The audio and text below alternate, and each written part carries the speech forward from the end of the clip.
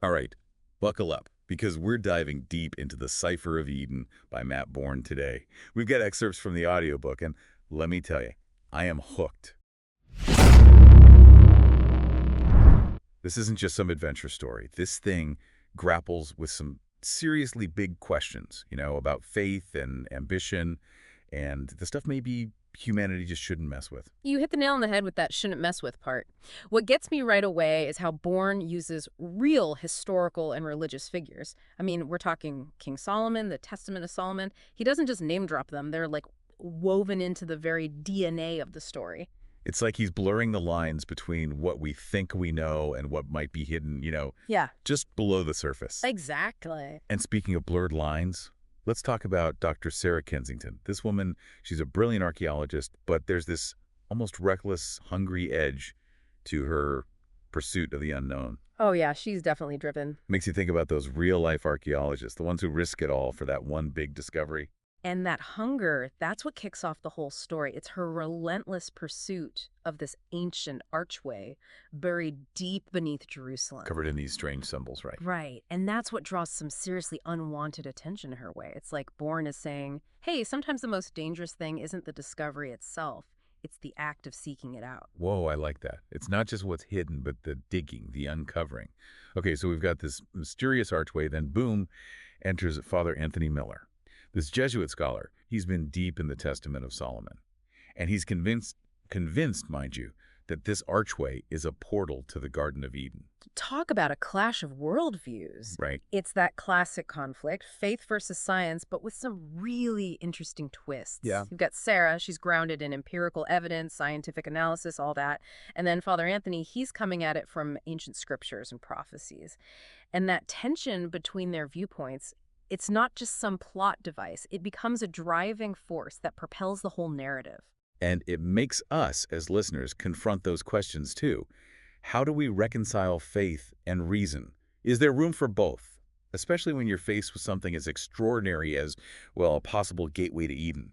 Yeah, and Bourne doesn't give us easy answers. Then, throw in the discovery of the Copper Scroll, found right there beneath the archway.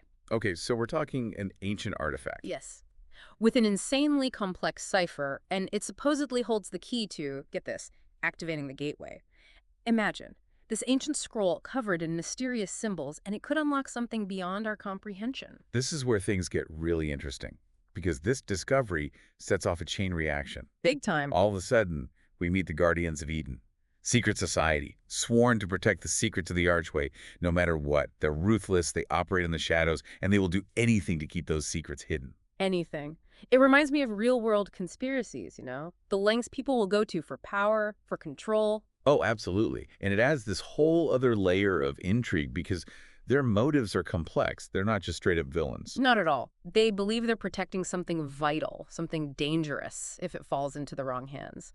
Makes you question, like, what lengths are actually justified when you're protecting something you believe is sacred? Right, right. And if things weren't complicated enough already, enter City Pusher, Right?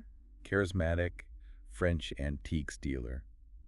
He offers to help Sarah and Anthony, but I don't know, something about him just screams untrustworthy. Oh, yeah. He's totally playing his own game, and we're left wondering, like, whose side is he really on? Exactly. He embodies this moral ambiguity that runs through the whole story.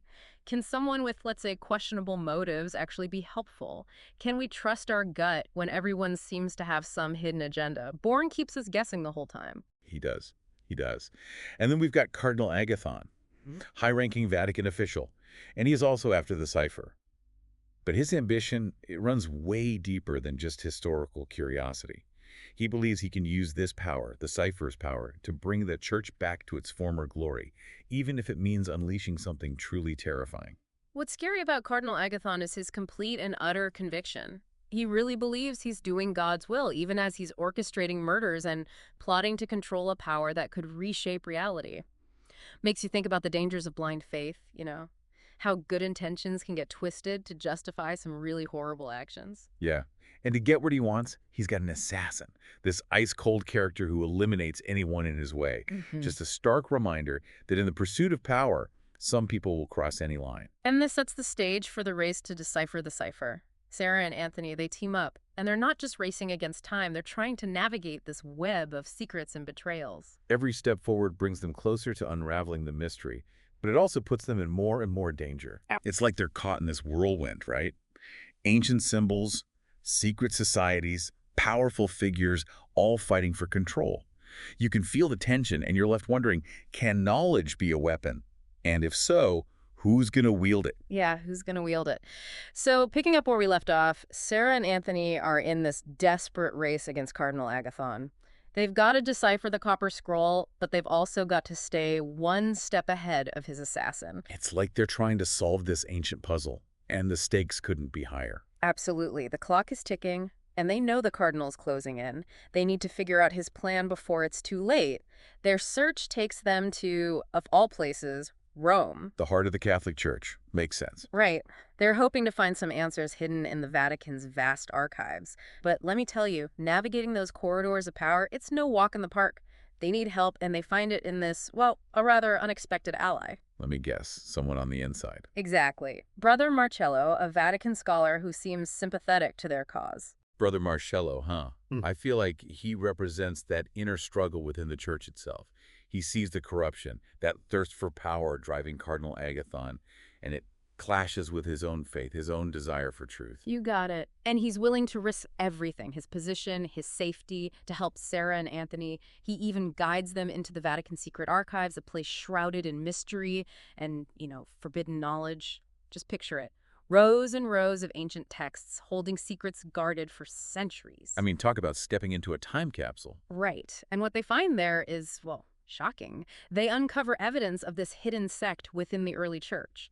A group that believed the cipher held the key to, get this, contacting something beyond human comprehension. So it's not just about a portal to Eden anymore. Not even close. This is something way more ancient and potentially dangerous, something that could shatter our whole understanding of reality. Okay, so we've got this hidden sect, an ancient cipher that might unleash something terrifying, and a cardinal who's obsessed with controlling it all. The stakes just keep getting higher. And just when you think they've found the missing piece, bam, disaster strikes, the assassin attacks, and they barely make it out alive. Talk about a close call. That whole scene really shows you how ruthless Cardinal Agathon is, how far he's willing to go.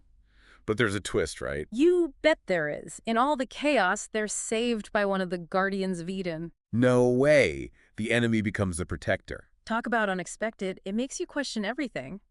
Are the Guardians really the bad guys? Or are they playing a much deeper game, trying to keep balance in a world where these ancient forces are threatening to break free? So they're working with the very organization that's been hunting them. I love it. It shows just how unpredictable this whole quest is, how lines between allies and enemies can blur when the fate of the world is on the line. It's a wild ride. They managed to escape the Vatican with the deciphered cipher, but they're far from safe. Cardinal Agathon is still hot on their trail, and now they've got to figure out how to use this knowledge, this power they've unlocked, to stop him from causing a catastrophe. So back to Jerusalem they go, knowing the final showdown is coming. They're carrying the weight of the world on their shoulders, literally. But things take a dark turn when they try to meet with a journalist, Isabel, who they think can help expose the truth. Yeah, that airport scene is brutal. Isabel is murdered right in front of them. It's a cold reminder that knowledge can be deadly, and those who want to control it will silence anyone who gets in their way. It's a turning point. Sarah, Anthony, and Tom, they're on their own now, facing an enemy who'll kill to achieve his twisted vision of divine power.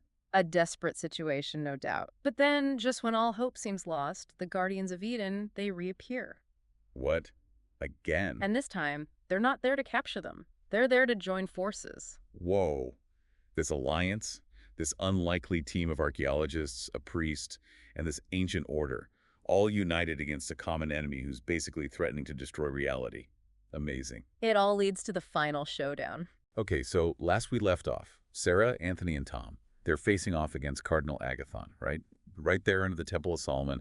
And get this, they've got the Guardians of Eden on their side. Talk about high stakes. This is it, the climax. And Borne, he really knows how to build that tension. It's not just about the action. It's a clash of ideologies, a battle for, well, humanity itself. And the setting. It all goes down in this ancient chamber. You can practically feel the air thick with dread, anticipation.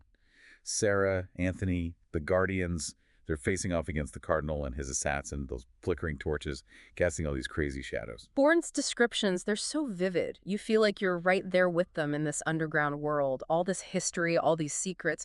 You can practically feel something ancient, powerful, about to break free. And it's not just a brawl, right? It's about who controls this knowledge, this power that could reshape reality. The fight itself, it's intense, visceral. You can hear the swords clashing, the struggle, this desperate fight for survival. And then, just when it seems like it's over, Father Anthony, he does something unexpected. Like a surge of pure courage, he tackles the cardinal, stops him from fully activating that gateway. A real hero moment. It shows the power of faith, even when things are at their darkest. It is. And it buys Sarah some time. She's got to try to deactivate the archway, use what she knows about the cipher to disrupt that flow of energy. So all that deciphering, all that decoding, it comes down to this. It's her intuition, her understanding of what those symbols really mean that might just save the world. Knowledge isn't just about facts and figures, right? It's about understanding the bigger picture. They managed to stop the cardinal, but there's this heavy sense of loss. They've seen too much death, too much destruction. And then, the leader of the Guardians, he reveals something devastating about the gateway's true nature. It's not the Garden of Eden like Father Anthony thought. It's something way older, way more terrifying. Something called Exodus Dominus Aeternum Nebula. Borne, he's hinting at something cosmic, horrifying, a power beyond our understanding of good and evil. And the Guardians, they protected this secret for centuries, but now their mission's over. The gateway is gone, the knowledge is just too dangerous. It's a tough realization, but it shows their wisdom, their sacrifice. Some knowledge, it's just too much for us to handle. Maybe ignorance, in this case, is the only real protection. So they make a decision. Sarah, Anthony, and the Guardians who are left, they decide to destroy all their research, wipe out every trace of the cipher and that gateway. They choose to bury the truth. To protect the world from something it's not ready for, it's a powerful ending. There's sorrow, but there's also a kind of hope, a quiet hope. They've lost a lot, but they've learned a huge lesson about the limits of knowledge, the responsibility that comes with uncovering these ancient secrets. But the story doesn't stop there. In the epilogue, we see the fallout. Sarah, she loses her job. She's banned from the excavation site. It's a reminder that going up against powerful institutions, it comes at a price. It does. It's about the price of truth, People who question the accepted narrative, who dig up uncomfortable truths, they often get punished. But Sarah, she's not broken. She's lost a battle, but she hasn't lost the war. She'll find other ways to keep searching, to keep learning. And Father Anthony, his faith is shattered. He's left questioning everything he believed, but he hasn't lost his desire to do good, to find his purpose. He's on a new path now, a search for meaning outside his old beliefs. It's that struggle between faith and reason, right? Trying to make sense of the world when everything you thought you knew gets turned upside down. It reminds us that sometimes the biggest discoveries aren't about ancient artifacts. They're about what's inside us. So after this deep dive into the Cipher of Eden, what do we want listeners to walk away with? I hope they feel that sense of wonder and a bit of healthy skepticism. The world's full of mysteries, amazing and terrifying. We need to keep searching, keep questioning. But we gotta remember, some doors are best left closed. The Cipher of Eden, it's a warning. Some knowledge is just too dangerous. Sometimes the bravest thing you can do is walk away from the edge of the unknown. Beautifully said.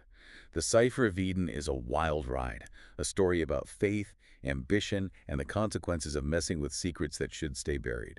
Until next time, folks, keep exploring, keep questioning, but remember, sometimes the greatest discoveries are the ones that make us question not just the world out there, but the world within each of us.